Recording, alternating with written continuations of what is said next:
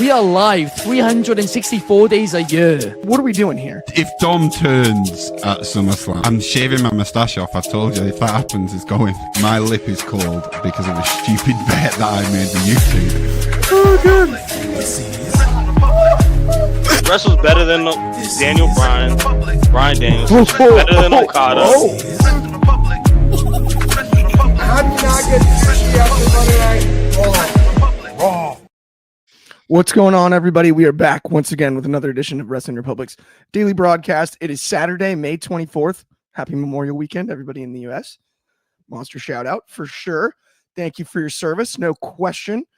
Good afternoon, WR crew out of the gates from Fernando Zayas. We've got a sweet weekend of wrestling lined up. Saturday night's main event, 2 shows tomorrow night, Double or Nothing, NXT. We got the whole 9. I've got a sweet crew hanging out with me here on Saturday. We're going to break down SmackDown. We already did our predictions for all the shows later, so I do apologize if you were looking for a prediction show. That's not what you're going to get. We're breaking down SmackDown, but either way, I can't do it alone. I've got the Double A team, shout out Arn Anderson, hanging with me today. First and foremost, I'm going to send this one to Philadelphia, Pennsylvania for my co-host. I'm sold separately. Anthony Ricciardi, what's going on? I'm doing all right. Am I technically the enforcer, or is Archie or Powers combined the enforcer? I'm not sure which, although I think you are the enforcer 90% of the time, Clark. No, it's awesome to do this. Like you said, there's a lot of wrestling this weekend. TNA's even doing some Niagara Falls show on something called Zonify, I think tomorrow at like 5 p.m. Eastern. So, yeah, there's a lot of wrestling going on this weekend. More than enough wrestling, no doubt about it. But let's also introduce our other co-host for the day. Send this one all the way across the pond. Not the St. Louis Arch, but our very own Big Arch. What's going on, Archie? How are you? I'm doing very well, mate.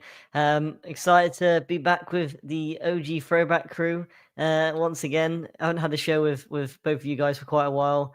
I had my first show back from holiday yesterday, so kind of getting back in the swing of things. But yeah, I'm looking forward to talking about a very good SmackDown, I thought. No doubt about it. But before we get started, DCX Warlord, I already miss it too. He doesn't like Clark without the beard. It's tough. It's gonna take some getting used to. Friend of mine, I did the head shaving thing again. Friend of mine started chemo, did the bald thing in solidarity for that. And I don't understand when I'm shaving my own head how to get the beard to not just look like it just starts. I don't know how to do it. So like the choice, It doesn't look natural. I couldn't. I was gonna shave the head no matter what. I had to shave the beard. It's just like comes with the territory. It will all grow back though. Well, not all of it. We know that if you know what's under the hat. The majority of the hair that I had before will grow back. Well, also at least I'm under that impression. Also, you're typically a massive Cinnamon Toast Crunch fan. On That's top true. of that, just so that's that helps. Very true. Okay, let's talk about something before we talk about Julia qualifying for the Money in the Bank briefcase or the Money in the Bank match, and over Charlotte Flair, no less. I do want to come clean about something I've been embarrassed about for basically a whole day now. It took me until yesterday to figure out that Charlotte Flair is because Charlotte, North Carolina was like Rick's favorite town to wrestle in. And that's where they grew up. That's why she picked Charlotte instead of Ashley. And my friend told me that yesterday. You admitted this. My friend told me that yesterday. And I had to go look in the mirror and cool down. Like I was so mortified. I'm like, I am stunned. I didn't how get a did I phone never call think last of night. that? Like it could have been Charlotte's Web for all I knew. I was such a space cadet about the whole thing. Like this could have been anything. That does not dawn on you like over the time you've watched it. No, I know. That's the worst part. I had to come clean about it. I felt like this is a safe space to talk about it. And last night, it's just like it's one of the biggest oversights I think of my life, to be honest. If I was ranking them. I mean, in fairness, this is kind of up there when you were watching New Japan with Ben. And you argued, and you went, "That's the Great Muta," and he said no, and it was. It was Kenji. I was like, Kenji Muto? That sounds like Muta. Could be. Sean with the low Henry. What's going on, Sean? Good to have you as always. Oh man. Okay. Well, Julia does qualify for the match. Yes. Let's actually talk about that. I think Julia's so good. That knee is vicious. Everything about it. The presentation's awesome. Anthony, talk to me about this one. Could be a low-key sort of dark horse, I think, in this one. Julia would be very cool to carry the briefcase. Yeah, absolutely. Before I get into it, I do want to say one little selfish thing. I recently I wrote a piece, went up this morning about Natalya appearing at the NWA show and how good it was. Natalya apparently did read it and reached out to us. Thank you that you enjoyed the piece. I'm glad of that. Julia, I love the way they're presenting her because they're presenting her the same way with NXT, that she's a big deal. I thought her, Zelina, and Charlotte had really good chemistry together, to be perfectly honest. I knew that Zelina, even though she's the US champion, I knew she'd probably be the one to take the loss. But I felt like in the match, they made her feel strong. And the spot where Charlotte's in the leg grapevine and Julia jumps on the knee and stuff like that, I thought that was well played. That got Charlotte out of the ring. Get it. They're protecting Charlotte. Even though she could afford to take a loss, it wouldn't hurt her. She probably should have took the loss over Zelina. But I get what they're doing because they're trying to build towards the Chelsea-Zelina match tonight. But yeah, I thought they did a really nice job. Julia is definitely a potential frontrunner for this. I think, it's really wide open. Both the men's and women's Money in the Bank, where in this day and age, it could be anybody. Granted, we don't have a final field. Might have a better idea when we have the final field, but Julia will be a pretty good safe bet as somebody that has a very good chance of winning this. I totally agree. And I wouldn't have probably said that a week ago, ironically. Actually, like last night, I think kind of confirmed it for me. It is really fascinating to me, though. WrestleMania feels like it was like kind of yesterday. It wasn't. We've already had Backlash. We've got a Saturday night's main event tonight. It's been a month. I mean, it's going to be Money in the Bank. We're going to be 2 pay-per-views removed from WrestleMania. Not that long from now. It's throwing me for a loop. Well, like that's freaky the way this time has flown during this season. Well, especially go ahead. Especially since we had the location of Mania changed to possibly right. Possibly a sequel for us. But we'll see. All kinds of stuff. I mean, very interesting. Sean Ellis here in the comments, though, with Charlotte Flair is on a seriously embarrassing losing streak and it's her ego that is her demise. I really do want to see the full crash out. I think that's the next logical step for Charlotte. I mean, listen, she's had 14 title reigns. There's not much you can do with her, but her crashing out and being in a position she's not used to, where she's on a losing streak. She's used to coming in, challenging for the title, winning it, having a run, then going off of TV, then coming back. That's what she's used to. Her losing is different, and I'm curious to see where it goes. Now, could it fail? Yeah, but I think there's a good chance of it might. Also noticed something really interesting when she made her entrance last night, early on in the episode, and then she did that whole promo, basically, right? When it started, in the moment, I thought it was like, oh, a heckler said something funny because she kind of giggled and stumbled out of the gates. Yeah. If that was character work, it's brilliant. I got to give Charlotte credit because it took me a while to think about that. But the idea of she kind of stumbled out of the gates like, hey, she's leaning into it. Yeah. I was more impressed than I expected to be. I love this. Handsome Grim off topic right news. He's passed his board exam. Congrats. Let's go. Monster shout out. We'll take it. And then what? Okay, this is the last not on topic question I'll take, but just because you passed your board exam, which do you prefer, Scorpion or Sub-Zero? Sub-Zero. Can't lie. Sub-Zero as a character, Scorpion in the video game. I was better with Scorpion in the video game. Got to give you the truth. You're talking about Mortal Kombat here. Yes, Mortal Kombat. Which I have no idea. I was going to say Scorpion because I have no idea what you're going on about. Not even the movies? Either way, Archie. So here's the deal. Oh my gosh, look, Fernando's like got Sub-Zero. We turned this into a Mortal Kombat.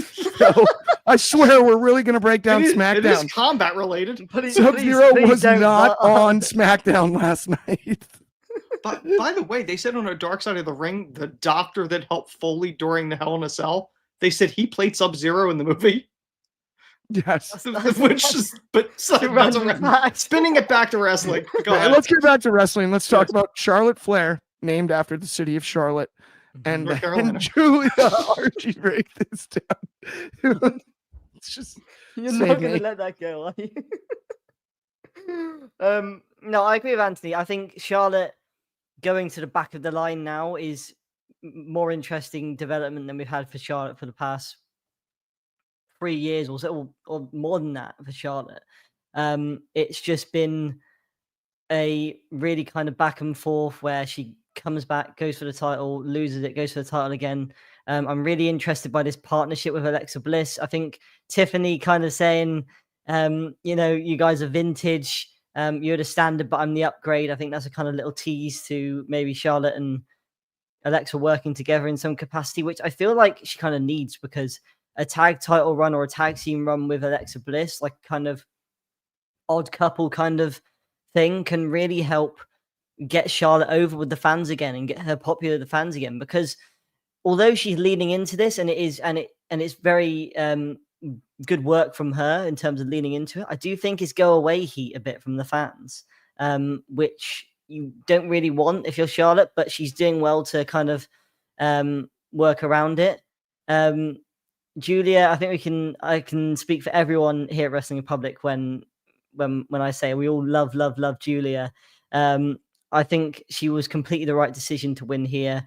I'm really happy she was in a multi-women's match for her SmackDown debut, because I feel like it really showed her charisma and her style in the ring quite well for fans that don't know her already. And I honestly think Julia is one of the best women's wrestlers in the world, and she doesn't get enough credit. And she's going to get over, or she's going to become really popular with the fans quite easily, I think, on the main roster, because she's just got such an infectious energy about her, and she has a unique ring style as well when they let her work it. So her winning this match was great. I loved how the match was put together, with kind of the Julia and Charlotte teasers for their eventual matchup, and then Zelina played the underdog role extremely well. And then the ending was absolutely perfect, especially with Julia pointing to the sky in her pin, in a beautiful tribute to her friend Hana Kimura as well.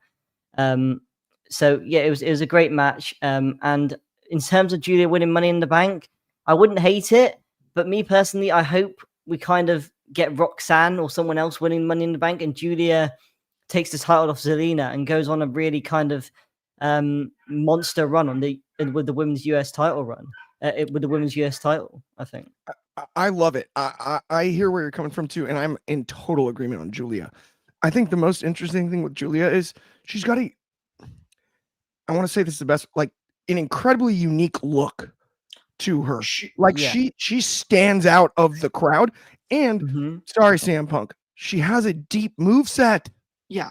She can wrestle anybody and multiple styles, 100%. It's funny when you look at Julia, you look at Jade, and I know that, like, this is a cliche, but like there's an aura about them. Like they come off as stars before the bell even rings. Like they come off as big deals, and that helps sell the character, the appeal to it, because people go, I want to see what this person does. I want to see the next, whatever the next thing is. Yeah, I think you don't really see very often, and as you said, you see it with Jade, where it's not as though fans are massively popping, but they're very just kind of in silent awe, I guess, of them making their entrance. And because Jade's got such a cool entrance, it was the same with Julia yesterday. She was in such a cool entrance that I think fans were just kind of glued to not to the screen, just, obviously, like watching it as from much the screen, as anything. yeah, if that makes sense. No, I actually I hear where you're coming from and totally agree. And then DCX Warlord pointed out what you did earlier. Yesterday was the anniversary of Hana Kimura's death, and everything in the tribute was absolutely beautiful. I thought that was very, very cool.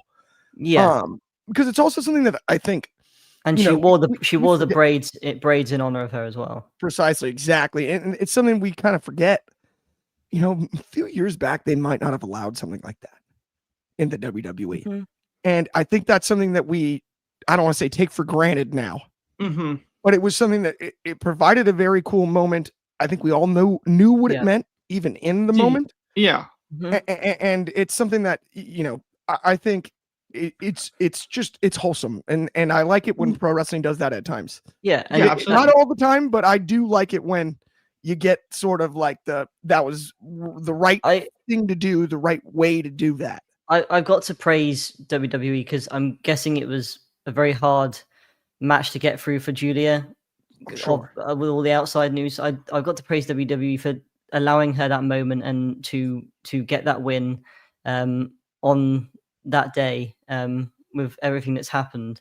So yeah, it was a beautiful moment, and I'm really happy for her. And I think it's just the first step in her career. I honestly think she's going to be a massive success on the main roster. Absolutely. I'm with you. Let's keep it rolling on today's show, though. Let's talk about R-Truth. I'm excited about it. I loved the promo last night. I asked for Ron Killings. We haven't gotten him yet. I do think that's who's going to strap up and wrestle the match tonight is Ron the Truth Killings. I think that's what we're going to see. We're not seeing 5 moves of doom. He's not wearing jean shorts.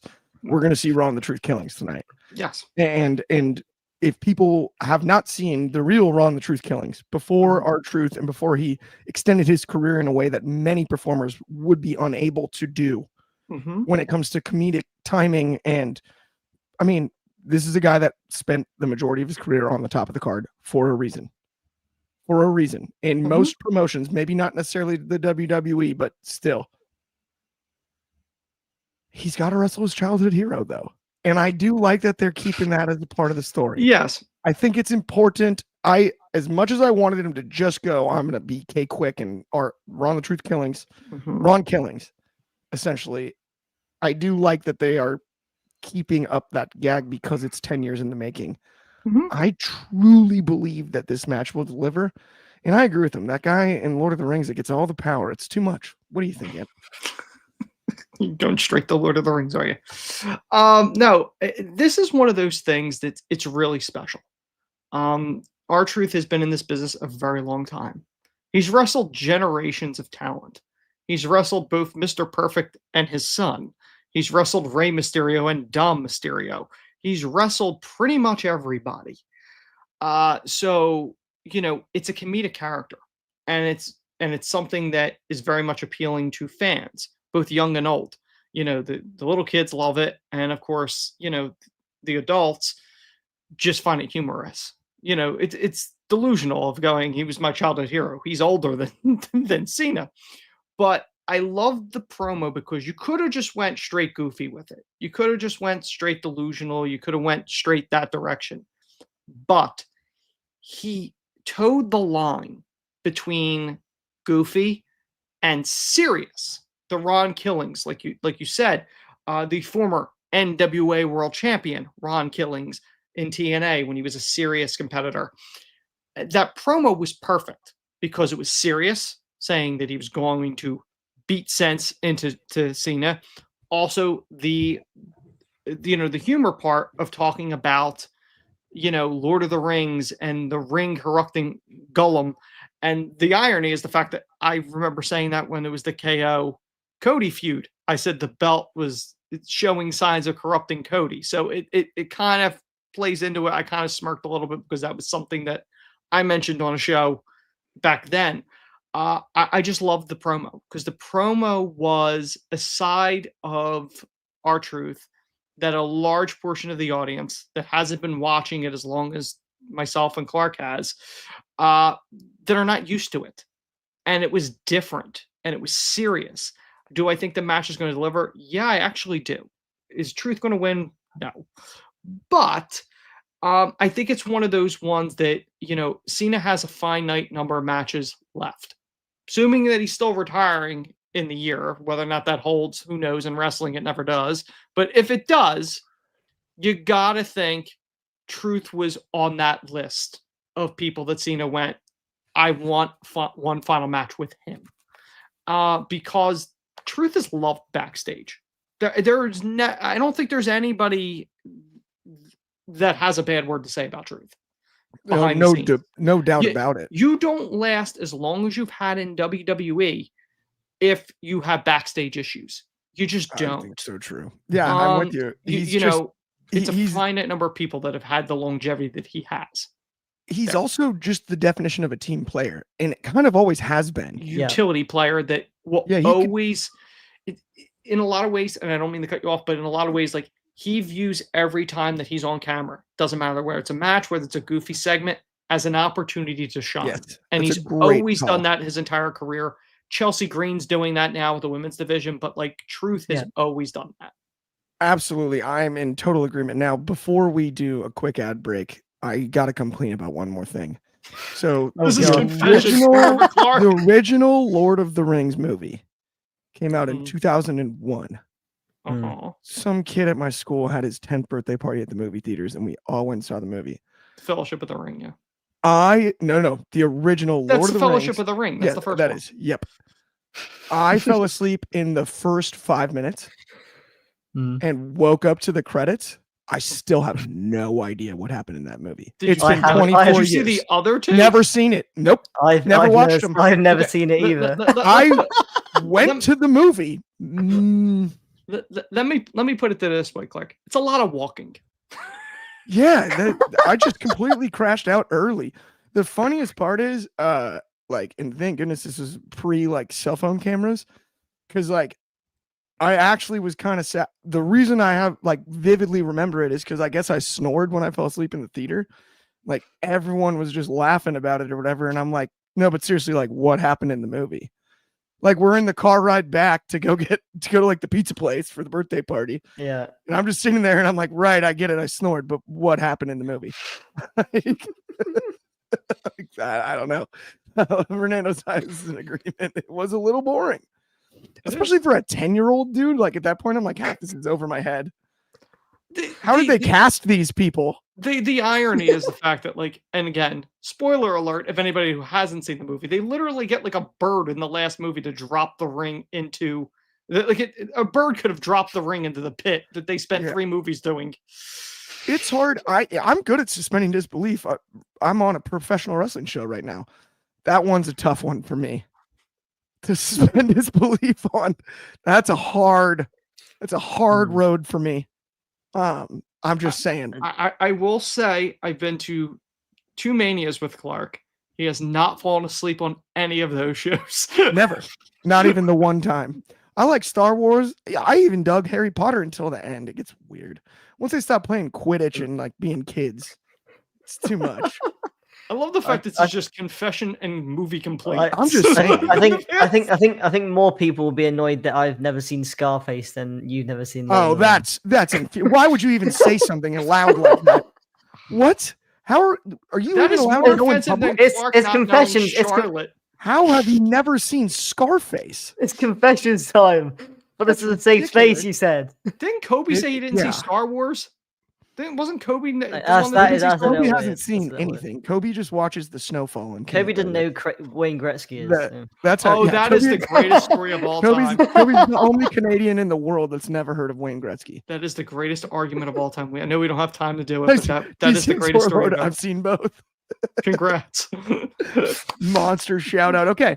Speaking of seeing things, let's talk really quickly about the new channel we got here. Subscribe to our second channel, Wrestling Republic Undercard. There's exclusive videos, clips, and more. You can see me and Anthony talking about a little sold separately action. Ooh, yeah. Check it out. If you like collectibles, action figures, all that stuff, there's all kinds of good stuff. Definitely go over and like and subscribe everything over on Undercard. Also, though, while you're up, download the Etsy app on the App Store or the Google Play Store. Head to the upcoming stream section. Check it out. Fortunately, I had to miss the stream this morning, but I will be back in full force next week. And you, I'm sure, held it down. Who we also have a big announcement about coming up. But let's keep today's show on the rails as best we can. You know me. You never know. We might start talking Lord of the Rings again. Either way, Al Pacino is awesome. I'm with it. What? Never seen Scarface. I'm with you.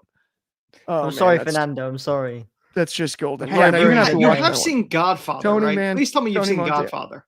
No. Oh God. That's bad. Scarface might be worse than Godfather because Godfather. I don't think so. Well, here's the thing: Godfather's so slow. You almost have to watch that movie as an adult. As a kid, I was confused about. And Archie's an I've adult now. just turned an But- adult. Well, not but just, when I was like a past few kid, years. Yeah. and I first saw like Scarface and Godfather, I used to always be like, Dad, Scarface is the better movie. Like, there's just no debating it. Yeah. But as an adult, I realize and Yeah. value Godfather differently. So yeah, that's Right. where my head's at. But they're both. I great. believe Archie has seen Rocky though, right? Yeah. Of course, You've I've seen Rocky. Well, yeah. I Okay. still, One of my I maintain favorite to this films, day, Rocky. though, as much as I love both Scarface and Godfather, greatest gangster movie of all time, A Bronx Tale. Not even really close either. I thought you were that going to say movie Gangs of is New York. Insane. Knowing you. Gangs of New York, I don't count as a The gangster Departed. movie. The Departed was the one I was thinking of. The Departed. Too recent. I like Scorsese, Too but recent. I still think the movie is definitely. Oh my gosh, this is great. Lock Archie in a room and make him watch classic mob movies. That is the plan for Vegas. That's exactly right. And then Goodfellas, monster Oh, shout yes, out, Goodfellas great is film. Great. Also in Vegas. Absolutely. Let's get back to wrestling though. Let's Yeah. talk LA Knight get qualifying back. for the Money in the Bank over Aleister Black. Speaking of gangsters though, what? We gave him the Muay Thai shorts. Aleister Black. He doesn't wear just tights anymore. Gets to wear the kickboxing shorts. And then he doesn't win. I don't get it. He doesn't win. LA Knight wins. Yeah. But I don't know, man. Every single year, I keep wanting to say LA Knight's going to win the Money in the Bank. I'm out of picking LA Knight to win Money in the Bank. But he's Then back this in is the Money in year. the Bank. This That's- is the year. It's like in the episode of The Office when Dwight's like, you know how you solve an investigation? It's always the one you most medium expect. That's LA Knight this year. Yeah. I've got to disagree. I think LA Knight should have qualified over Aleister Black. I think the match finished in a very smart way. Aleister Black obviously not taking the pin, but the match ending from his move, realistically, he was just too slow to get the pin on him. But look, LA Knight, he has to win Money in the Bank this year. It's long overdue. We didn't have it in London. We didn't have it in, where was it last year? Canada. We need to have it this year. This is the perfect time to do it. He can't go back to the mid-card United States Championship division. And LA Knight has missed the Money in the Bank just adds another dimension, adds another conversation to Cena as WWE champion, to Jey Uso as World Heavyweight Champion. And he deserves it. No matter what Ben says, he deserves it. No matter how old he is, LA Knight deserves this moment in Los Angeles. It writes itself. If they don't give him the briefcase now, then they've missed a chance. This is the time to do it. He's still incredibly over. He's not as over as before. He's still one of the most over wrestlers, most popular wrestlers on the roster.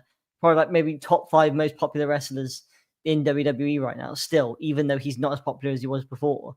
This is the perfect time to do it. Aleister Black, he's just rejoined the company again. It's not the right time for him to come back to be in this type of match or to get a win over someone like LA Knight. But LA Knight, he needs this win. Oh, if he doesn't win, then I honestly don't know where we go with LA Knight from here. Yeah, that's a good point. I can see where you're coming from on like this would be huge for LA Knight. I will say, I don't know if you have ever watched the Little League World Series, but I think the only way we can solve the age issue with Ben, have you ever heard of a pitcher named Danny Almonte? He pitched for the Little League team from the Bronx. 12-year-olds is the limit. They faked a birth certificate though, and he was 16 and just striking everybody out. Oh yeah. I think if LA Knight can produce a younger birth certificate, then maybe we can flip Ben on his his stance. I think we need to go full Danny Almonte.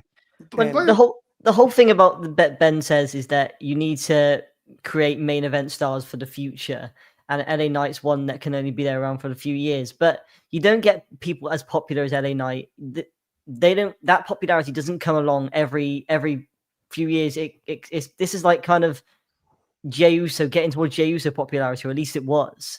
That's true. They need to capitalize on it now. Here's the thing. Every talent that's on TV, whether it's WWE, AEW, I view them, and I think the company does too, like stocks.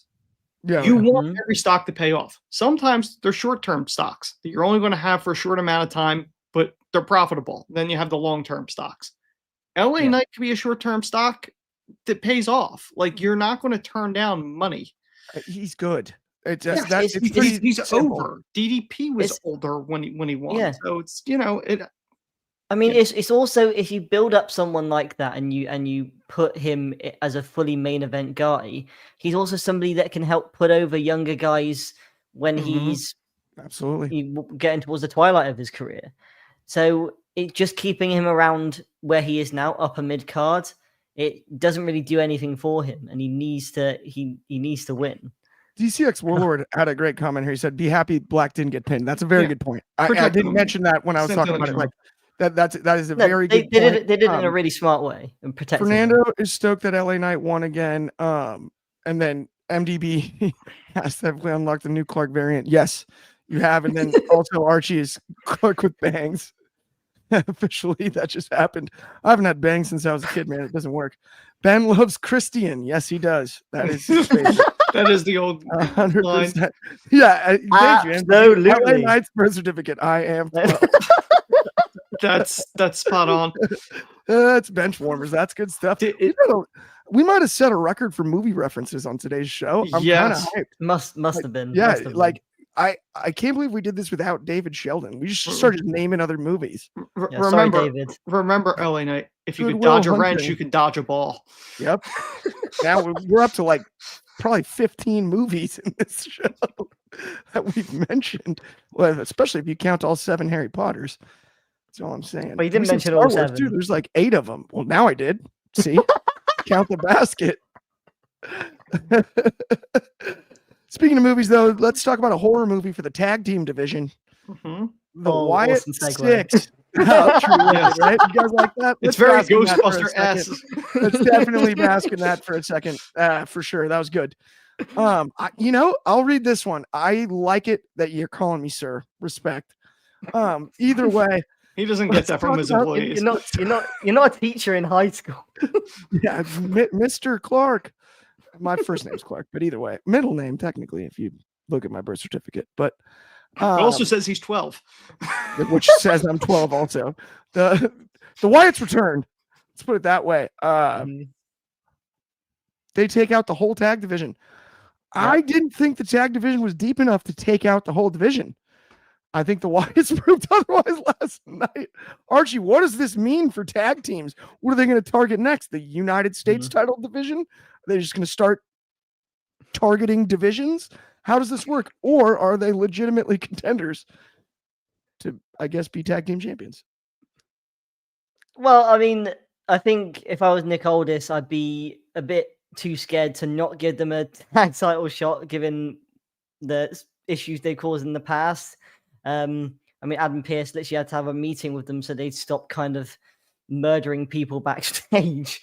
But no, it was an awesome moment, awesome way to finish SmackDown.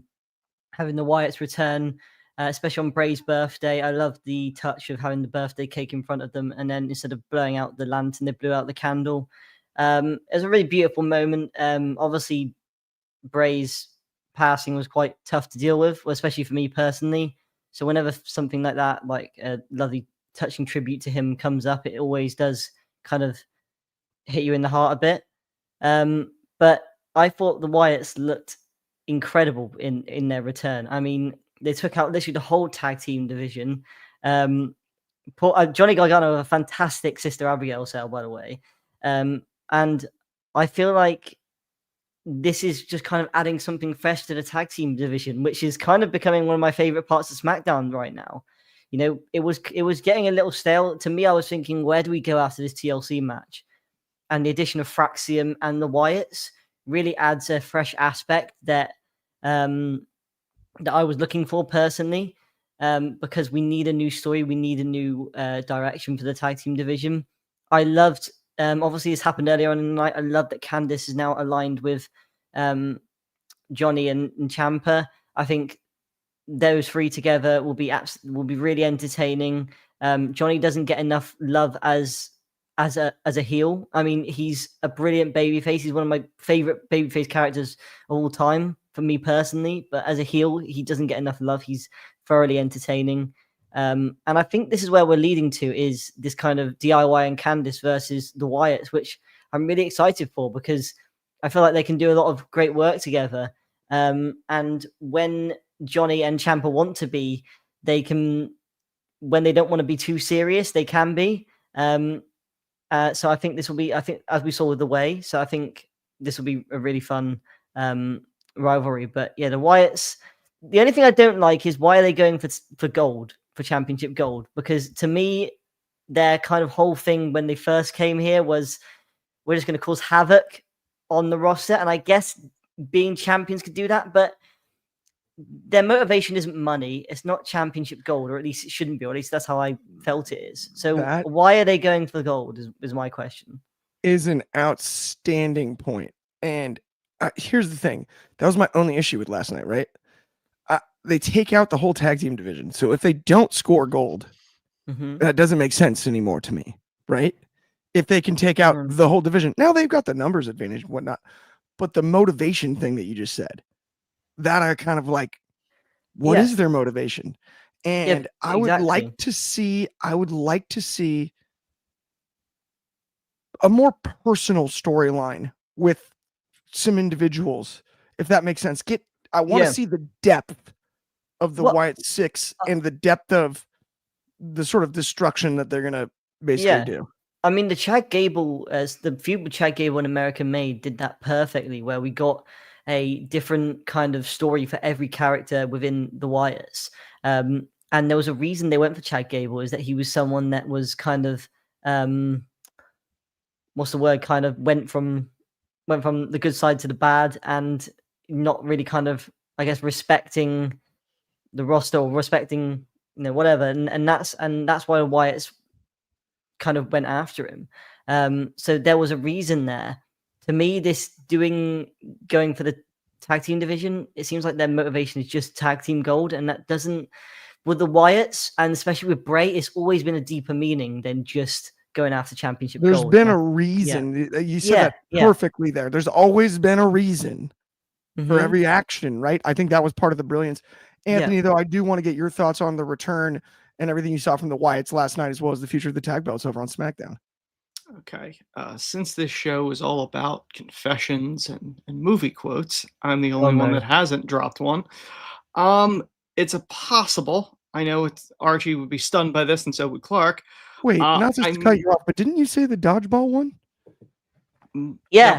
That wasn't a confession. That was you. That wasn't a confession. That was a movie quote. I said confession. I was just thrown for a loop. I didn't. Okay, anyway, fine. As you were. You're killing me here. No, there's a possibility, because I did take it to the table, and the question was with the Wyatts, and I openly said I don't think there's a chance that this thing could succeed. Last night there was a hint, a piece of hope. I could be wrong on this, which I know it's unheard of, but it hasn't played out yet. So it's not a full one yet. We'll see what happens. But I thought last night, prior to the Wyatts coming in, I do want to say this, I loved Fraxium against the Street Profits. I thought it was phenomenal. As a whole, I've said this before, the SmackDown tag division right now is the best tag team division in all of wrestling. There is no other tag division that is as hot and as good as the SmackDown one is. That's my argument on that. We saw prior to Mania, that ladder match should have been on Mania, which I said prior to Mania, before they even booked it, months out, I said they should do it. The Wyatt's part of it that could add to the tag division, or, and let's throw in one more movie quote, some men just want to watch the world burn.